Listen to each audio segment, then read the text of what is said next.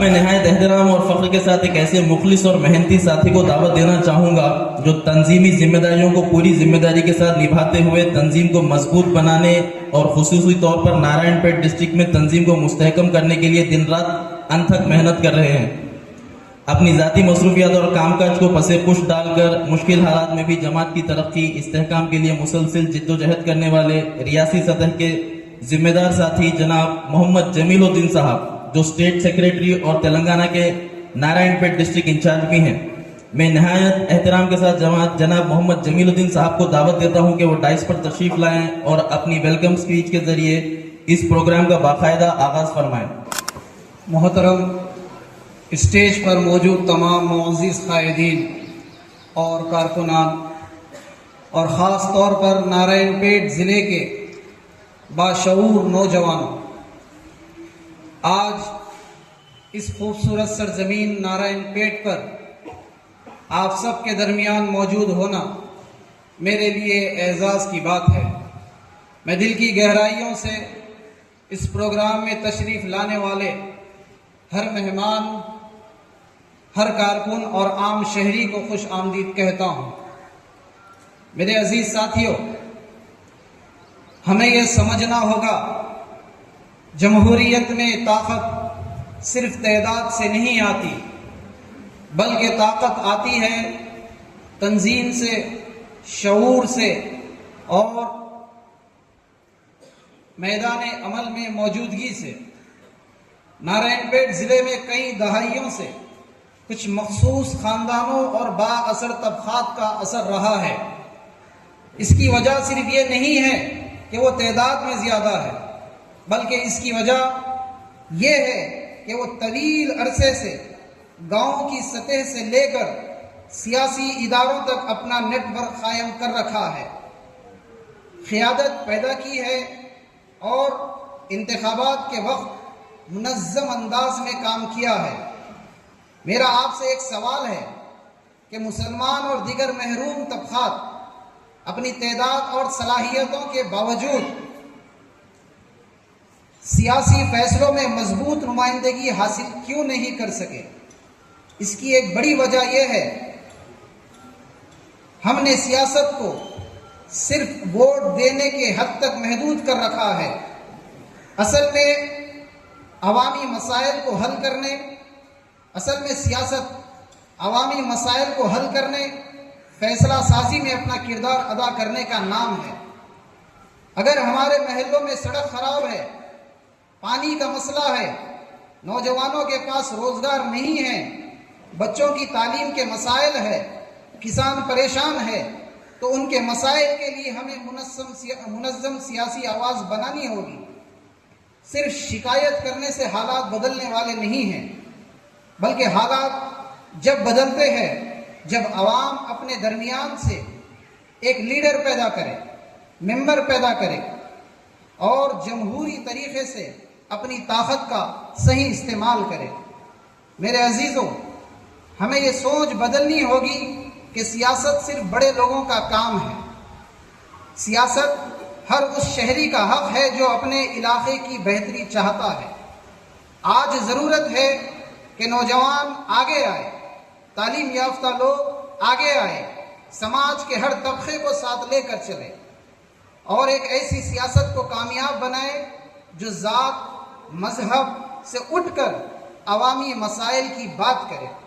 ہمیں نارائن پیٹ کی ترقی کے لیے ہر گاؤں، ہر وارڈ، ہر محلے میں عوام کے درمیان جانا ہوگا، لوگوں کے مسائل سننے ہوں گے، ان کے ساتھ کھڑا ہونا ہوگا. اس کے لیے ایک مضبوط تنظیمی ڈھانچہ بنانا ہوگا. یاد رکھیں، دنیا کی تاریخ گواہ ہے، جس قوم نے اپنی سیاسی طاقت کو منظم کیا اس نے اپنے حالات بدلے، اور جس قوم نے اپنی طاقت کو منتشر رکھا وہ دوسروں کے فیصلوں کے محتاج رہے.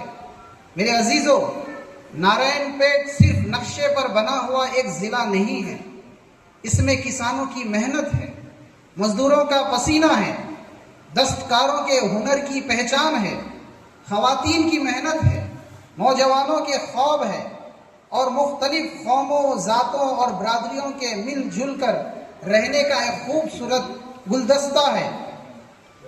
سیاست بری چیز نہیں ہے، بری سیاست وہ ہے جو عوام کو تقسیم کرے، اچھی سیاست وہ ہے جو عوام کو جوڑے۔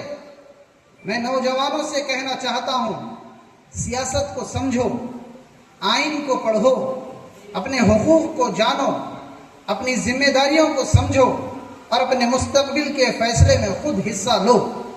صرف 5 سال میں ایک مرتبہ ووٹ ڈال دینا سیاست میں حصہ لینا نہیں ہے۔ سیاست کو سمجھنا بھی ضروری ہے، اپنے علاقے کے مسائل کو اٹھانا بھی ضروری ہے، غلط فیصلوں پر سوال کرنا بھی ضروری ہے اور صحیح لیڈر کو آگے لانا بھی ضروری ہے۔ میرے نوجوان ساتھیوں، اگر آپ سیاست سے دور رہیں گے تو کوئی اور آپ کے مستقبل کے فیصلے کرے گا۔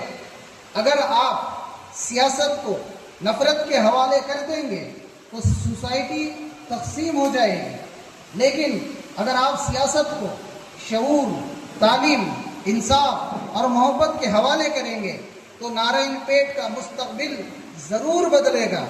ہمیں یہ نہیں پوچھنا چاہیے تم کس ذات سے ہو، ہمیں پوچھنا چاہیے تم اپنے سوسائٹی کے لیے کیا کر رہے ہو۔ ہمیں یہ نہیں پوچھنا چاہیے تم کس مذہب سے ہو، بلکہ ہمیں یہ پوچھنا چاہیے کیا تم انصاف کے ساتھ کھڑے ہو یا نہیں۔ ہمیں ایک دوسرے سے نفرت نہیں کرنی ہے، بلکہ ہمیں نفرت کو شکست دینی ہے۔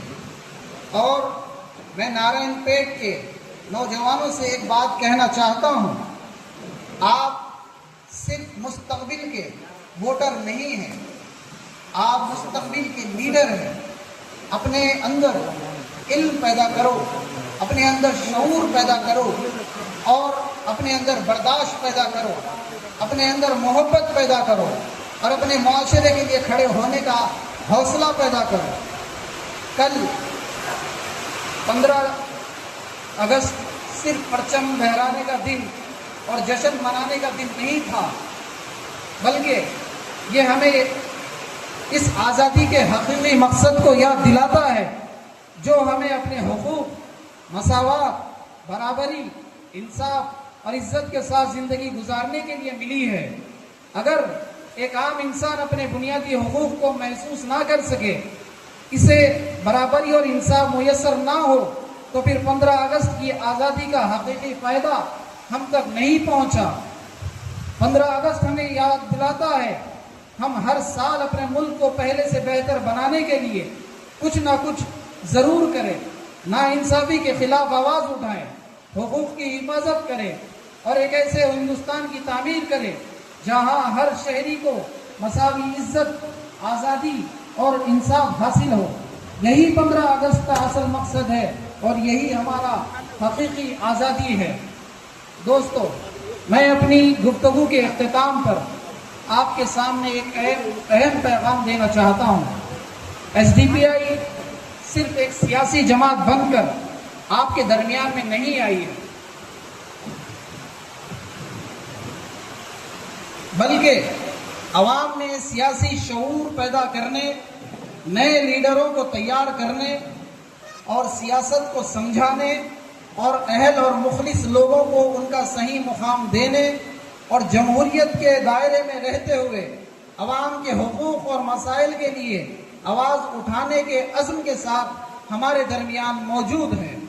یہ صرف جماعت کی ذمہ داری نہیں ہے، بلکہ ہماری اور آپ کی بھی ذمہ داری ہے کہ ہم ایسی مثبت اور اصولی سیاست کو مضبوط کریں، اپنے نوجوانوں کو سیاسی شعور دے اور اپنے علاقے کے عوام کے مسائل کو جمہوری طریقے سے اقتدار کے ایوانوں تک پہنچائے۔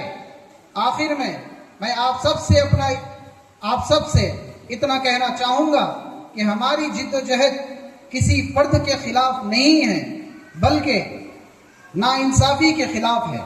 ہماری سیاست نفرت کے لیے نہیں ہے، بلکہ امن، انصاف اور عوام کے حقوق کے لیے ہے۔